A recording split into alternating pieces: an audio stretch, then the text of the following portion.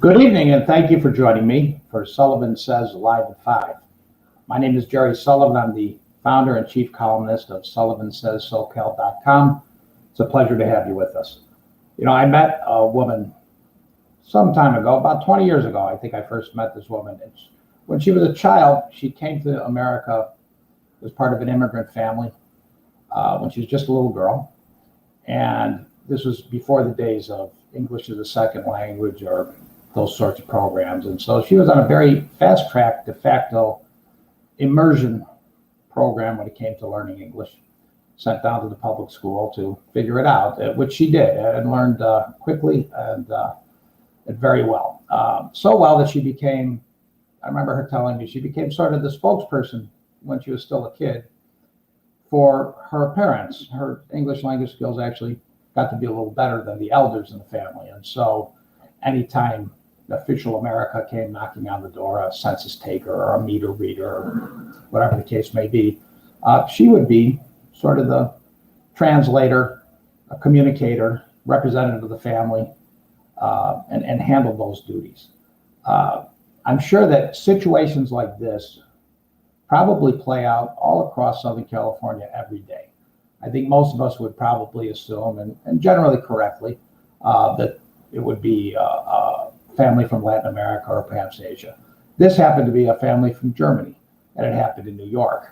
But I'm glad to say this little girl grew up to be a woman who made herself her way to Southern California and has had a career of great effect as a top fashion designer, apparel industry executive, and now kind of as a return to that childhood role as a representative. This time she stands between the garment industry, or stands with the garment industry as the president of the California Fashion Association, a major trade group for the apparel industry locally, and elected officials, government regulators, other interested parties. So back to that role as representative, discerner, translator, and I'm pleased to say she's here with us today, Ilse Metchek, the president of the California Fashion Association. Welcome, Ilse. Thank you so much, Jerry, for a brief history of the world as I see it. It took a little bit more than that, but nevertheless, it's a delight to be here and to be with you. We've worked together on many projects over the years, and I look forward to working with you on this project as well as your other guests. Great. And, why don't we start by just give us a little idea about CFA, a general understanding of what the organization is, what you do, and to what effect. Certainly. The California Fashion Association was born out of a problem in 1994 where we were considered the sweatshop industry of the universe. And Mayor Reardon at the time was very proactive and did not want to know that his city was the sweatshop capital of the world, and organized, brought us together, the stakeholders. I at the time was the director of the California Mart, the big $2 million market center. And I was one of the stakeholders. And we addressed that issue. We addressed that issue with a support for AB 633, which made manufacturers, brands responsible for the infractions of their contractors. And that was 1995. Since that time, we have gone way beyond the issue of sweatshop management and local manufacturing, because only 15% of our product, which is over $45 billion a year that we send out from California in apparel, only 15% is made here. We import from all over the world, but we design it here. The California lifestyle is one of our big marketing issues. And so as an industry, we have grown, but it statistically still looked at as an industry of cut and sew. And we have not been able to get the people who aggregate data to understand the breadth of the industry. The NAICS codes are so out of line and out of step with what's happening. All technology is lumped together. All designers are lumped together. Graphic artists are lumped together under a NAICS code. So it's disproportionately affecting the status of our industry in the community of data aggregators. And just so viewers know, that those codes that Ilse is referring to are the ones that they use to decide when you read an employment report or a jobs report, which jobs fall in which category. And it's very interesting in apparel because there's many aspects, sales or design, that are not part of the hard manufacturing process, the cutting and sewing, as Ilse mentioned. With that in mind, Ilse, could you tell us, how did COVID hit in terms of how much of the industry was able to continue work from home? How much production was affected by the fact people could or couldn't show up? Just kind of give us an overview of how that played out over the course of the pandemic. It certainly played out. I mean, there isn't an industry in the world that wasn't hit by COVID. We were able to pivot to mask manufacturing, gown manufacturing. The local manufacturers had a field day for the first 6 months because not only the ports, but the city and everyone was very in tune to getting everything done immediately, to getting everything. I worked with 15 different hospitals that needed all this equipment at once, not the medical equipment as much as for the first responders, for the police, for all of it. And we as an industry stepped up and made it. Now, at that point, then, price became an issue. When price became an issue, suddenly the flood of imports stepped in.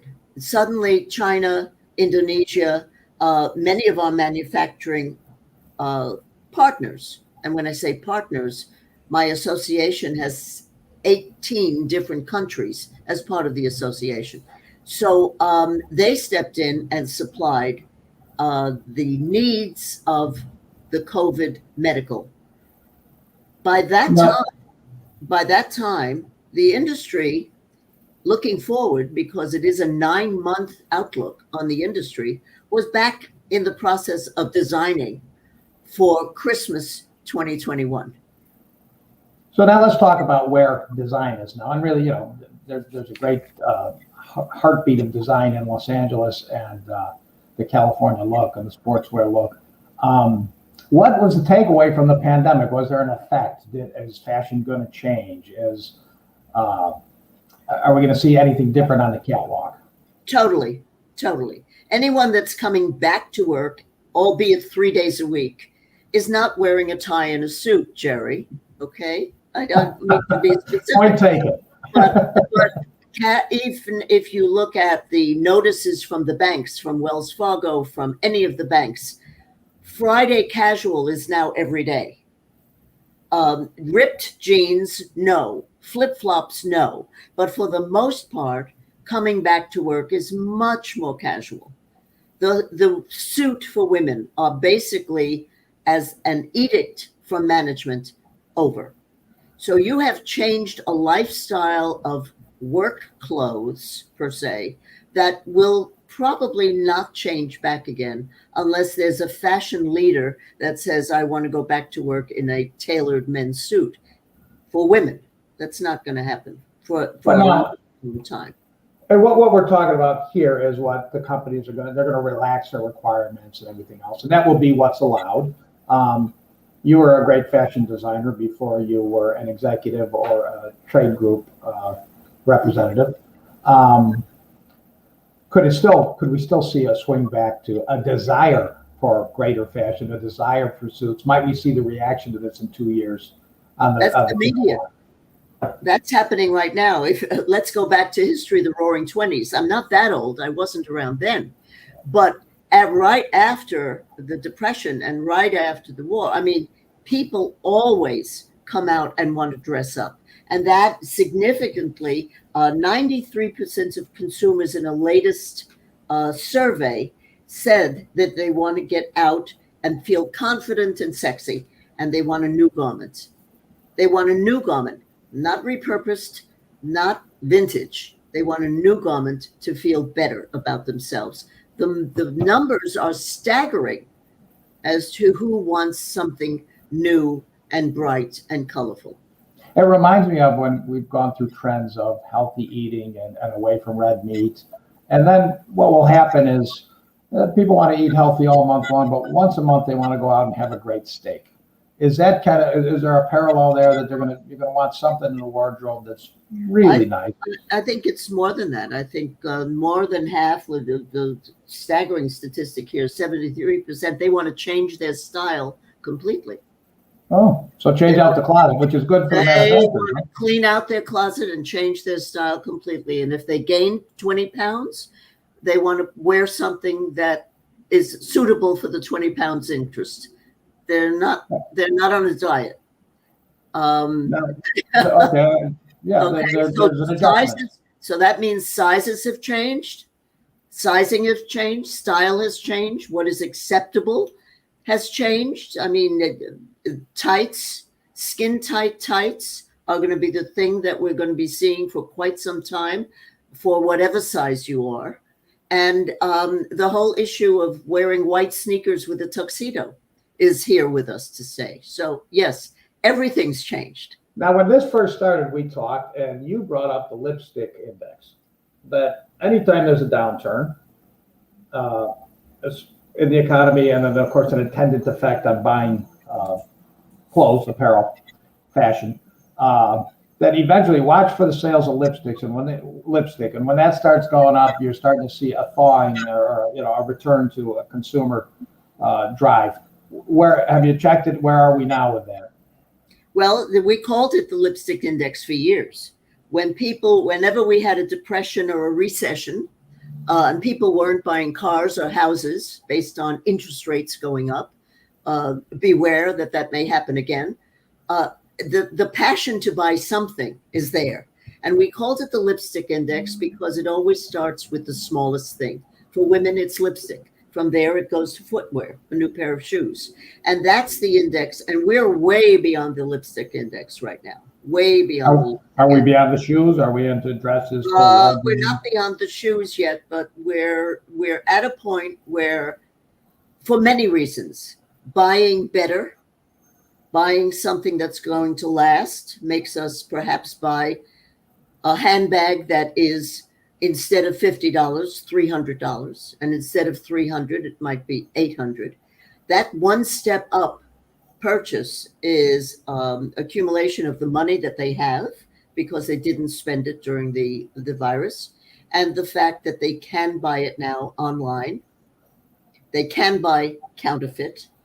There are many, many reasons for people to step up in the level of what they're wearing. Got it. Thank you for that. And now we're going to bring in a couple other guests who more involved in the tourism and the cultural venues. First, Abelardo de la Peña of La Plaza de Artes y Cultura in downtown Los Angeles. And Hello Paul there. Sanford. Hello, Abelardo. Good to have you. Thank you. And Paul Sanford with Wincome Hospitality. Paul oversees the Anaheim Hotel, the brand new Anaheim Westin Resort, and the Avenue of the Arts Hotel in Costa Mesa. There's a rendering of the new Westin that Paul oversees. So welcome, Paul. Welcome all. And why don't we start with, I wanted to ask Paul, one of the things, Paul, the Avenue of the Arts and the Westin and the Anaheim Hotel, they have different bases of customers. I think Avenue Arts has the Segerstrom Center and the South Coast Plaza as sort of a draw. And of course, up in Anaheim, Disney is a big driver. Could you tell us how are those two markets reacting? Are there differences? Are there similarities? And just generally, how is the reopening going from the hospitality aspect? Sure, Jerry. I'm not sure I have something as sexy as a lipstick index that I can refer to, but that also went over. But yeah, I'd love to bring you up to speed. It's pretty interesting. It's pretty fluid here in Southern California and in Orange County specifically, because we've just gone past the June 15th date of opening and reopening and relaxing some guidelines. But specifically, the different markets are pretty interesting. Avenue of the Arts, a tribute hotel, is a 4.5 diamond sort of sexy corporate hotel that catered to the fashion industry down at South Coast Plaza, the arts industry at Segerstrom Center for the Arts, et cetera. And as we all know, that was all just shut down. I mean, theater is not even back yet. It's just starting to come back. And South Coast Plaza was shut down for a very long time. They did some great outdoor pavilions and such for the luxury sector. But we essentially transformed that hotel from being a top-end sort of corporate hotel for fashion and CEO to what we call leisure business, which was just people out traveling, people that needed to get away. And we kept that property initially open for first responders. But it became very well known as a great urban mecca and getaway for people that wanted to just get out, get away. You know, they wanted to get out of the house and be in a safe environment and be in a nice environment and feel, as we say, fun and sexy and in a different environment during the and that property is remaining sort of in that sector. The travel industry is not back per se. That has to do with international or business travel. Meetings and groups are not happening. California was shut down for longer than just about anybody. 16 months we've been at it now. We don't see large groups or conventions coming back until, well, really first or second quarter next year.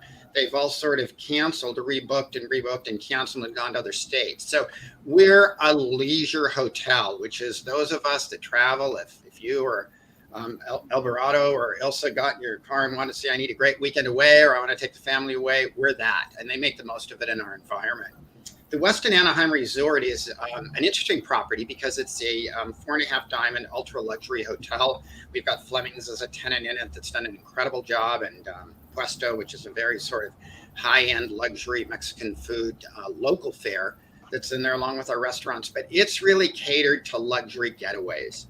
The property was built out. It's on the Anaheim Convention Center campus with 4 other hotels. It's extremely luxurious. We have a huge rooftop bar that seats 250. We do weddings up to 1,000, 2,000 people and such. And all of that is sort of on hold. We've opened the property up and are running it at a 25 to 35% occupancy. And our reason is because we attack talent. The talent drain that we've gone through is massive in the hospitality industry. And we've seen, how long can people be out of work? We had employees that we kept. I'm sorry, Paul, when you say talent drain, you're talking about difficulty attracting workers back to staff the hotel? Well, I'd say that we drained the talent out because we were closed so long, right? So how long could you furlough employees?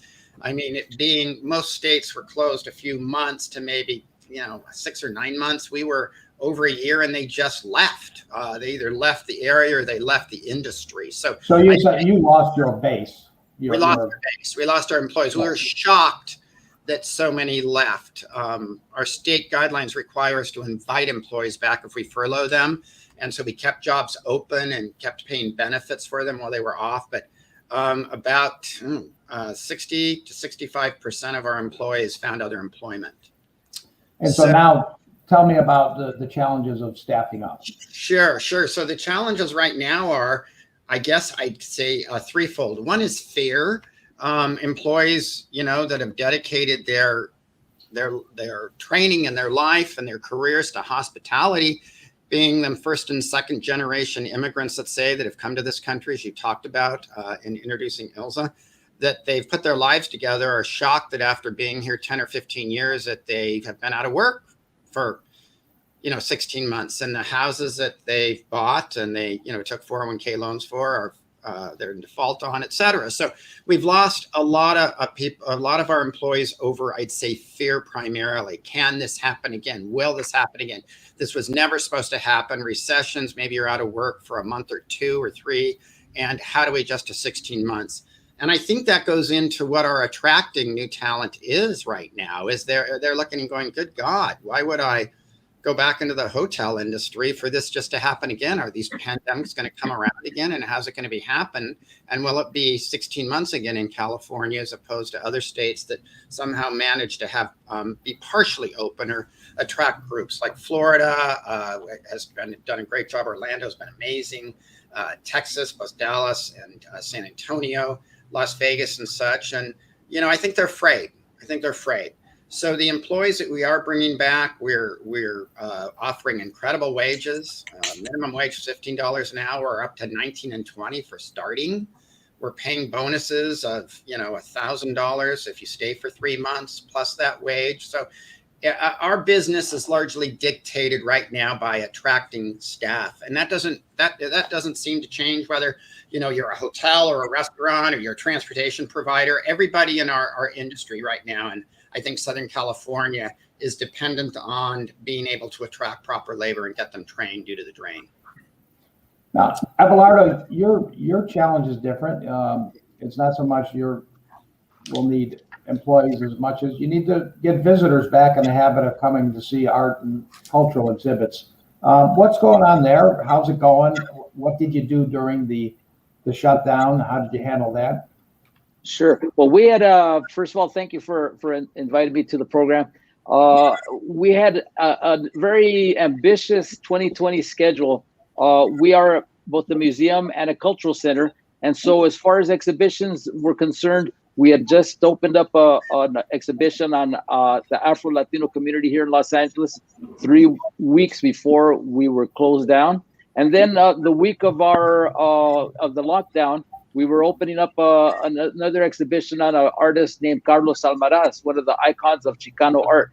And so we had to quickly pivot in that we went on with the opening, but instead of having a reception as we'd normally do, inviting people to come over and see the exhibit, we brought the exhibit to them via their homes. We live streamed it on Zoom, live streamed it on Facebook. We had the senior curator there explaining about the artwork, the artist, widow and an artist herself. She toured the entire exhibit and took and people were able to enjoy the exhibit in their home. And then we also quickly pivoted.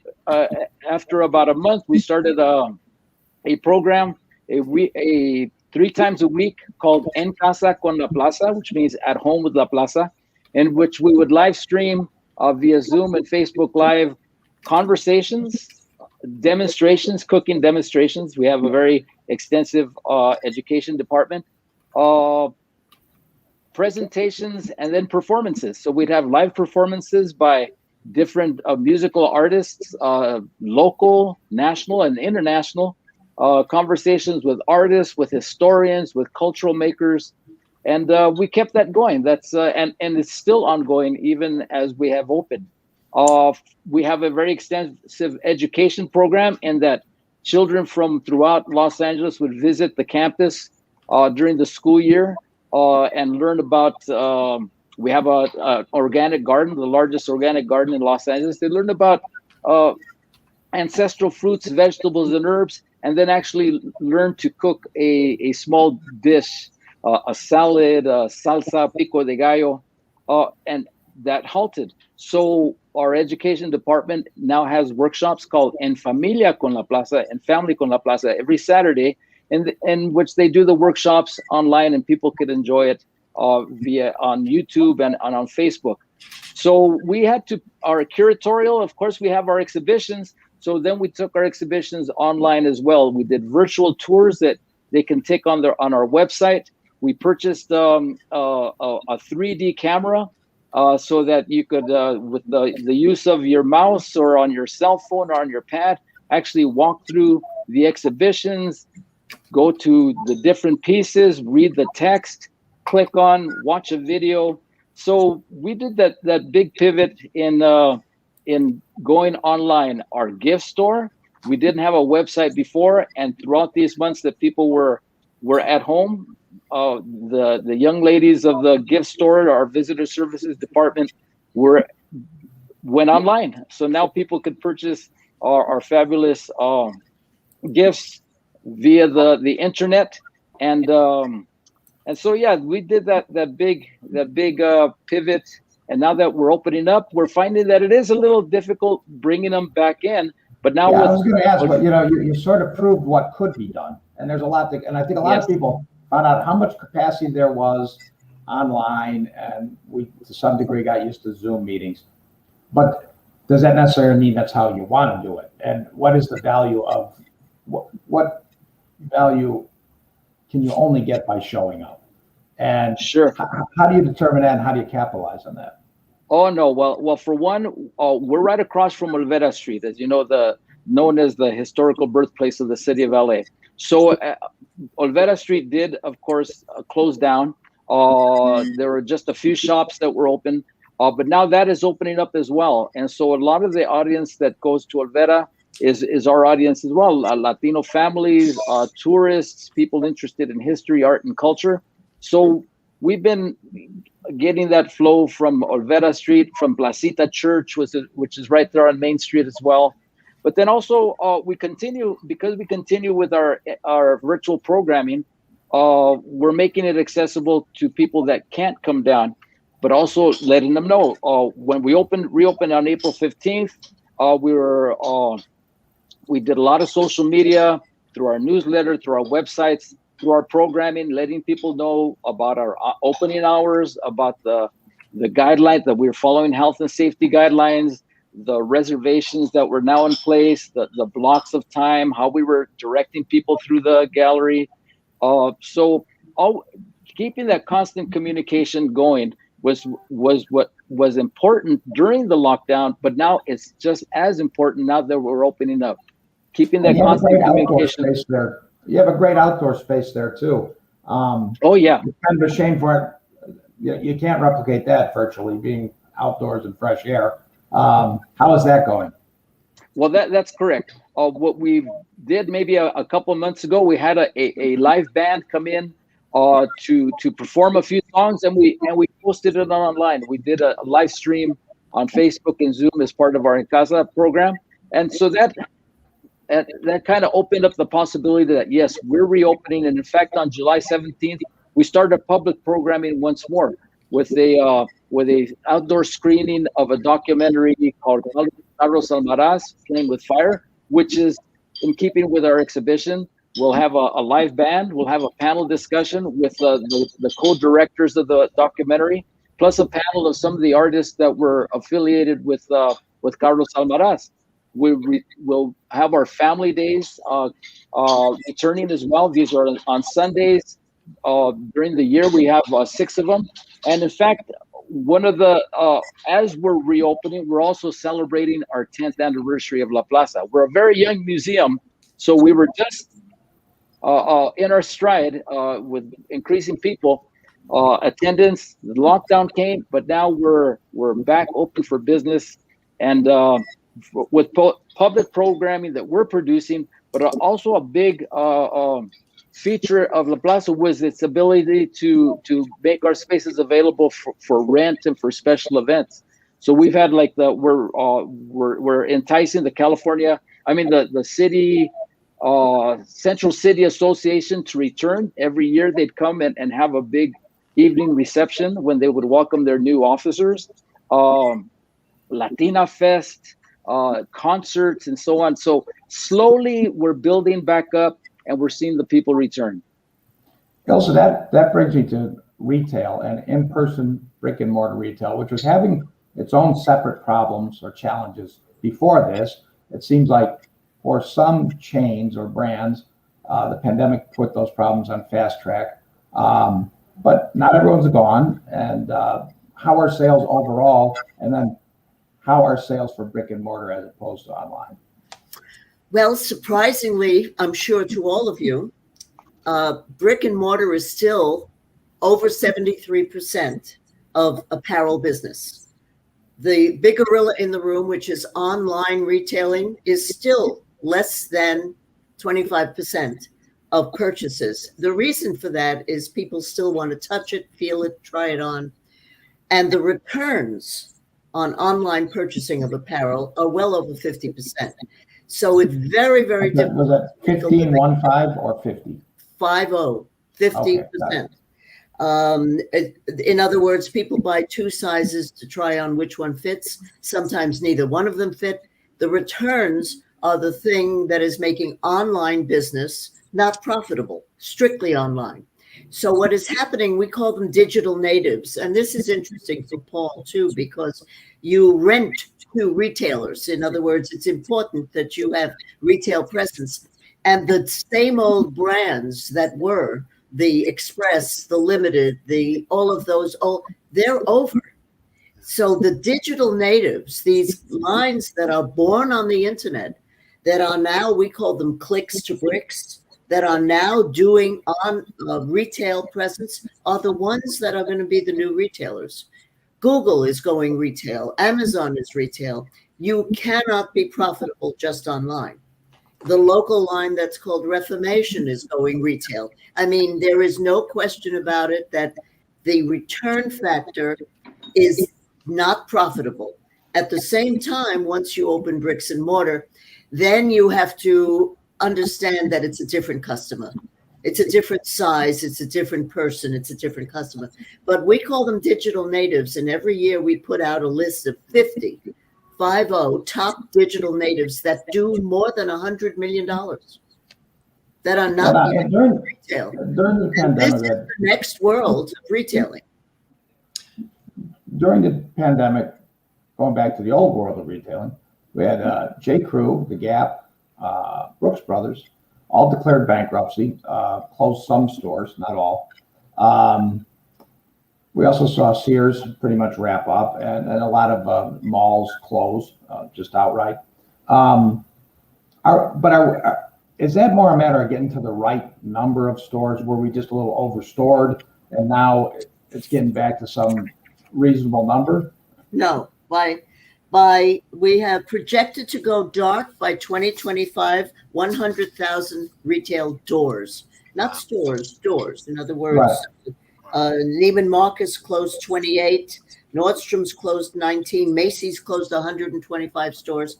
So projected to go dark in 2021, 25,000 doors. 25,000 doors, okay, dark by 2021. That does not mean they will be replaced, because we have been over-retailed in the world of fashion, apparel, and accessories and for a long time. There's been too many. So even with the speed up of the pandemic, we still have a ways to go on getting to the right number on stores. I don't think anyone knows what the right number is. You have a whole new customer out there. You have Generation Zs, the young people who've only bought online. Now they're going to be back in the stores.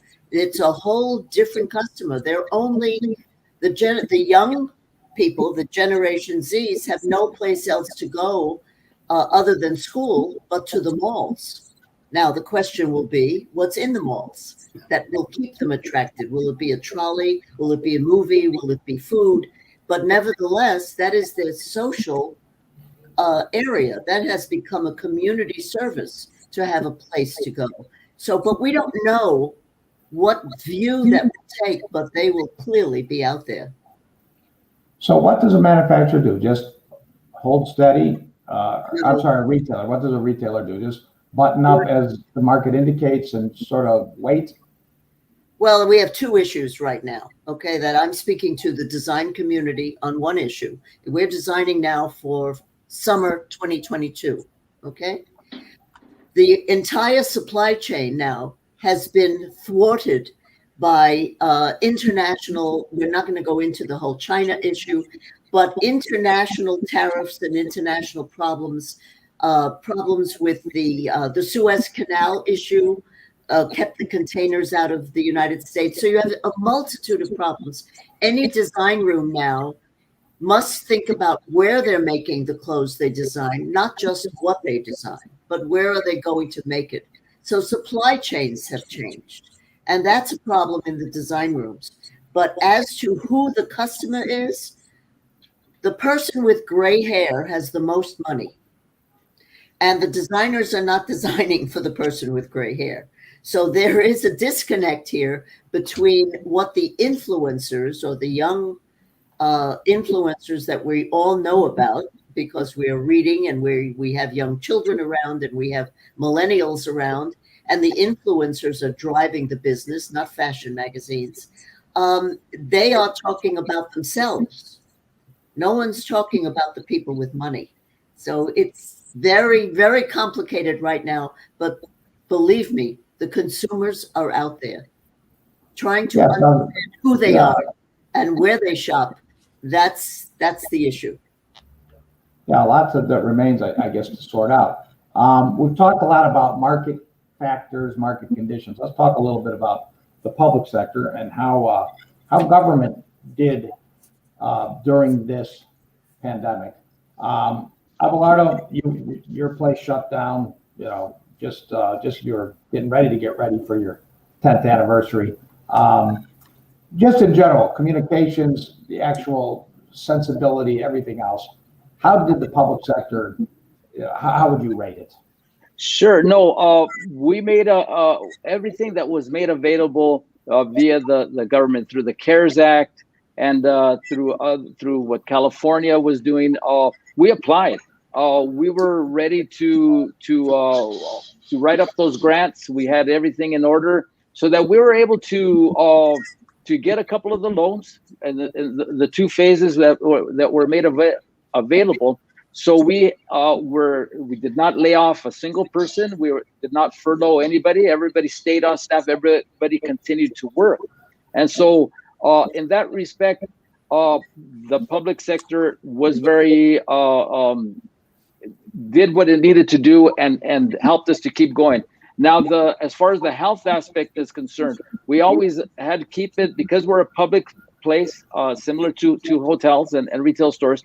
We had to follow the health guidelines. And as we moved from one phase, one tier to another, things would change. And it's not just the city, it's also the county, and it's also the state, and it's also at the federal level, having to keep up with those 4 entities and what the guidelines were as far as capacity, visitors, the cleanliness, and so on.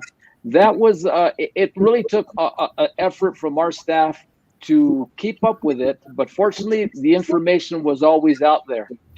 Confusing at times, but it was always out there, and we were able to navigate through that process as well. Paul, how about from your point of view? It hit the very lifeblood of your business, and how did you find the government? Yeah, it's an interesting question. Very interesting question. I think we all faced. Our experience was really superb. I mean, the federal government through the CARES Act got us relief, not only to us, but to our employees that were getting reduced hours right away.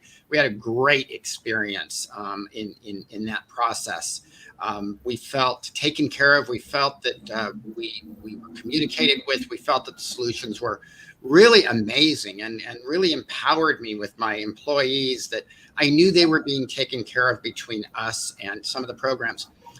In Orange County, the county and both the cities, the city of Costa Mesa, the city of Anaheim, were phenomenal. We had Zooms twice a week interpreting the laws, how we were to implement them. We were able to get outdoor dining set up in all of our areas.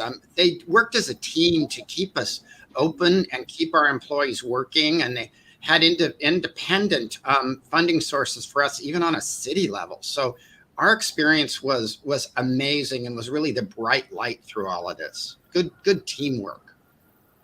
Ilse, LA County, the apparel industry, often gets treated differently than other industries. Was that the case this time? Were you pleased with how the government acted or reacted? Absolutely not. We are considered a stepchild as far as the government is concerned, and my friends at the mayor's office and at city council and at the state will agree that the retailer, not Macy's, not Nordstrom's, not Neiman's, not any of the big stores, who received the assistance that was required and demanded and well worth it. But the smaller retailers, the independent grocer, the independent retailer, were not treated well at all. The independent restaurant was not treated well at all. I mean, the major chain, Chipotle and Cheesecake, they got all the help they wanted. But the small food supplier, purveyor, did not. And then the question becomes: what is the makeup of the city and the state of California? And for the most part, it's the entrepreneur.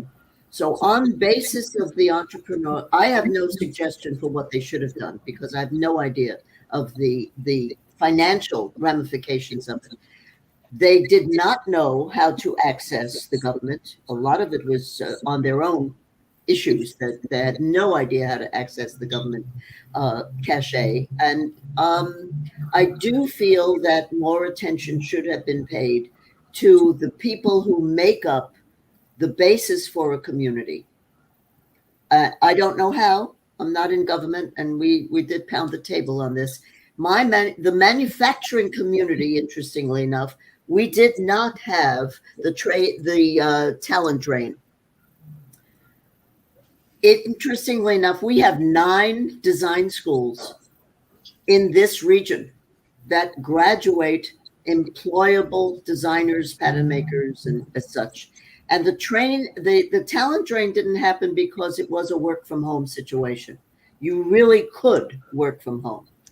And if you didn't want to work from home, you were not an employee anymore. You had no choice. So it was an interesting experiment for the apparel industry in terms of now getting them back to the office. How do you continue to design from home? The schools are having a major problem. How do you teach designing and pattern making and sewing from home? They're having a major problem.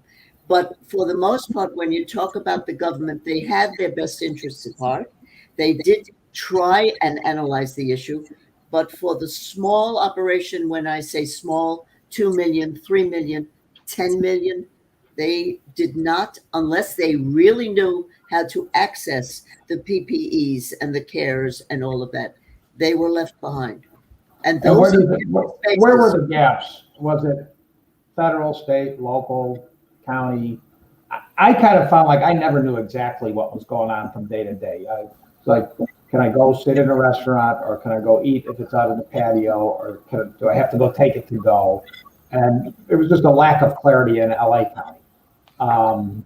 If you had a good lawyer or a good accountant, you knew where it was. Yeah. I mean, the professionals knew how to do it. There is no. And that comes to the PPP and the cares and the stuff where the professionals knew how to do it. But Uncle Harry, if Uncle Harry was your accountant, he didn't know how to do it. And if if your aunt was doing your books, they did not know how to do it. So that's really I think that was the gap. And I don't know, I really cannot tell you how that could have been abated, but it was clearly evident, not only in my industry, but in the food industry and cosmetic industries and all of the industries that depend on entrepreneurs. It's your support system as well. Fortunately, on our board of trustees, we have some high-powered people who work in the financial industry, City National, Wells Fargo, and so on. Also, so they help to guide us in that respect. Also, we are dependent on grants through foundations and other sources, and we have a great development team that we're able to take advantage of opportunities. We were a recipient of the Arts Recovery program, which was partly from the Getty Foundation and partly from the California Community Foundation, and we had a sizable grant, surprising us. And then arts organizations, as you know, recently I forgot her name, but Jeff Bezos' ex-wife was very generous. Very generous in assisting. Exactly, very generous in assisting cultural institutions. Unfortunately, we weren't one of them, but fortunately, there were Japanese American Cultural Center was a recipient, Self Help Graphics in downtown LA. So we're happy. We're very pleased that through the expertise of our support system and the generosity of grant makers, we were able to stay afloat and to plan for the upcoming years. Jerry, I think to Ilse's point, though, I would say that if I was going, we all want to come away from times like this past COVID with lessons learned, right? Because it's unprecedented time. I would say, listening to everybody, in my view, there could have been better coordination between the state, county, and city. So for instance, Ilse, I really enjoyed what you said, because there were many nights I was up with business executives and sort of task forces that were trying to interpret the laws that were coming out and changing every week from three different agencies. And so Ilse's absolutely right. We organized as an industry in Orange County, and we said, okay, this is not going to change. We're going to have 3 conflicting views possibly every week. And we really need to sit and drill it down and come out with what we think the best answer is and go forward. So I think the Emergency Powers Act was meant, as a good thing. But as far as for communicating down to the entrepreneurs, it was too difficult to sort it out. And people finally just got confused. And there's a good lesson maybe to wrap up with. You can't replace good communications. And on that note, I want to thank you all for joining me today. It's been a very enlightening and interesting discussion, and I appreciate it very much. Thank you. Thank you, Jerry. Thank you, Jerry. Thank you, Jerry.